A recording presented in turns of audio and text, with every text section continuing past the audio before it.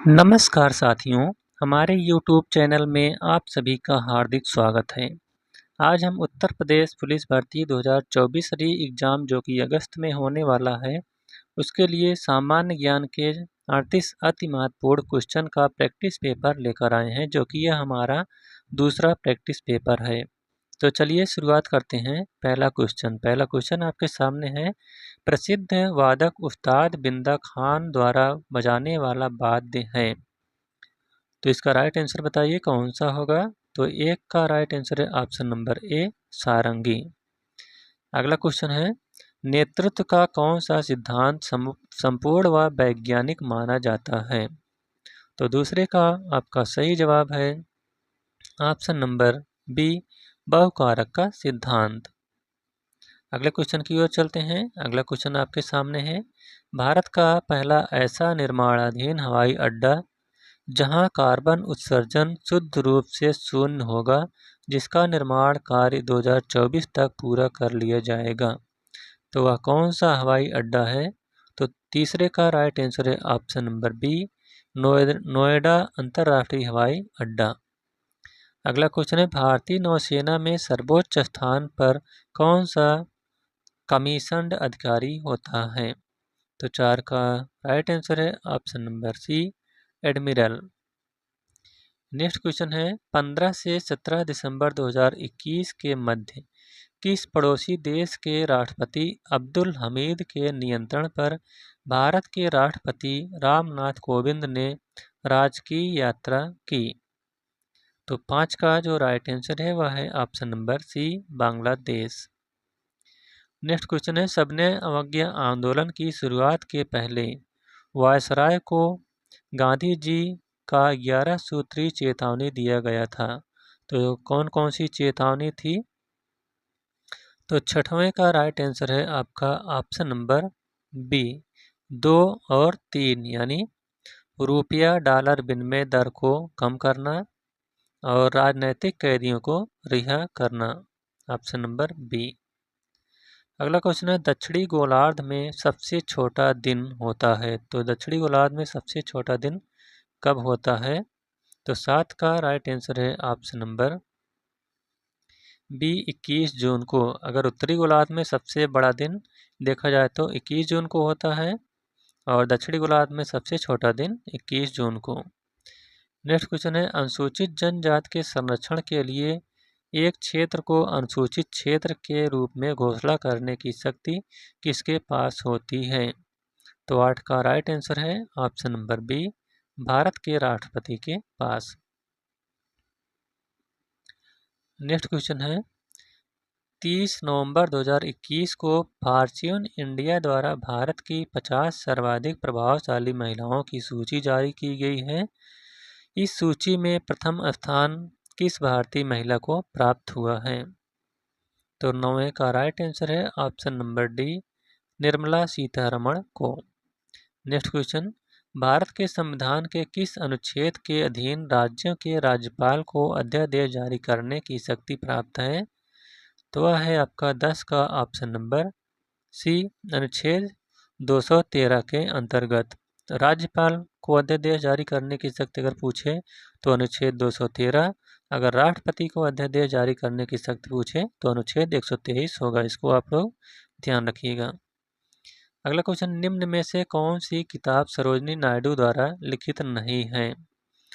तो इसमें से जो है सरोजिनी नायडू ने जो नहीं लिखी है वह है दी गोल्डन वर्ड, ये सरोजिनी नायडू ने नहीं लिखी है। इसके अलावा the broken wing, the golden threshold, the word of time, ये सब सरोजिनी नायडू के द्वारा लिखी गई पुस्तक हैं।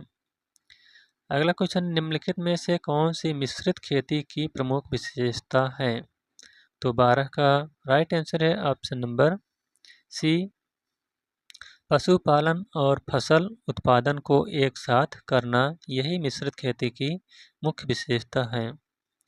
अगला क्वेश्चन, निम्नलिखित में से किस राज्य में बहनी दरबार समाचार पत्र महिलाओं द्वारा और महिलाओं के लिए प्रकाशित होता है। तो जो बहनी दरबार समाचार पत्र है वह आपका है Madhya Pradesh. Option number D. Next question, किस सिख गुरु ने आदि ग्रंथ संकलित किया था? तो जो आदि ग्रंथ को संकलित करने वाले हैं वह हैं Guru Arjun Dev, option number C. Next question है, तुलु के राजवंश की स्थापना किसने की? तो जो तुलु के राजवंश की स्थापना की थी वह स्थापना करने वाले हैं Veer Narasimha, option number D.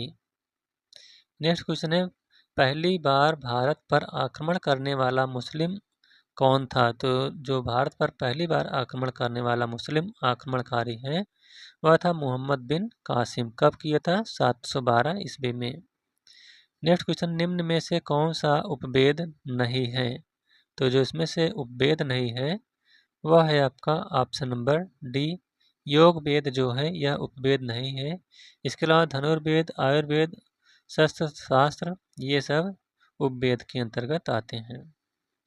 अगला क्वेश्चन है, 9 दिसंबर 2021 को केंद्रीय पर्यावरण, वन और जलवायु परिवर्तन मंत्रालय द्वारा जारी सूचना के अनुसार किस राज्य या संघ शासित प्रदेश में स्थित मानव निर्मित हैदरपुर आर्द्रभूमि को भारत का 47वां रामसर साइट और अंतर्राष्ट्रीय स्तर पर 2463वीं रामसर स्थल के रूप में नामित किया गया है? तो 18 का राइट आंसर है आपका ऑप्शन नंबर सी, उत्तर प्रदेश। नेक्स्ट क्वेश्चन है, निम्नलिखित देशों में से किस एक के देशों में से भूमध्य रेखा गुजरती है? तो वह है भूमध्य रेखा गुजरने वाला देश है 19 का आपका राइट आंसर है option number B, Colombia, Kenya और इंडोनेशिया से। नेक्स्ट क्वेश्चन, हेमिस गोम्पा नामक मठ कहाँ स्थित है? तो जो हेमिस गोम्पा नामक मठ है वह आपका है लद्दाख में, ऑप्शन नंबर डी। अगला क्वेश्चन है, 14 दिसंबर 2021 को sports journalist federation of India द्वारा किसे sport man of the year 2021 पुरस्कार प्रदान करने की घोषणा की गई? तो 21 का राइट आंसर है option number A, Neeraj Chopra को। नेक्स्ट क्वेश्चन है, भारत में काजू का प्रथम परिचय किन लोगों ने कराया था? तो 22 का राइट आंसर है ऑप्शन नंबर डी, पुर्तगाली ने। अगला क्वेश्चन है, किस भारतीय राष्ट्रपति ने आयरिश स्वतंत्रता संग्राम में भाग लिया और इसके लिए जेल भी गए? तो वह है 23 का ऑप्शन नंबर जो सही है वह है option number A, V V Giri. Next question है, विश्व पर्यावरण दिवस कब मनाया जाता है? तो जो आपका विश्व पर्यावरण दिवस है वह 5 जून को मनाया जाता है, ऑप्शन नंबर डी। अगला क्वेश्चन है, दिसंबर 2021 में भारत की अमूर्त सांस्कृतिक विरासत में से किसको यूनेस्को के द्वारा अंतर्राष्ट्रीय सांस्कृतिक विरासत सूची में शामिल किया गया है?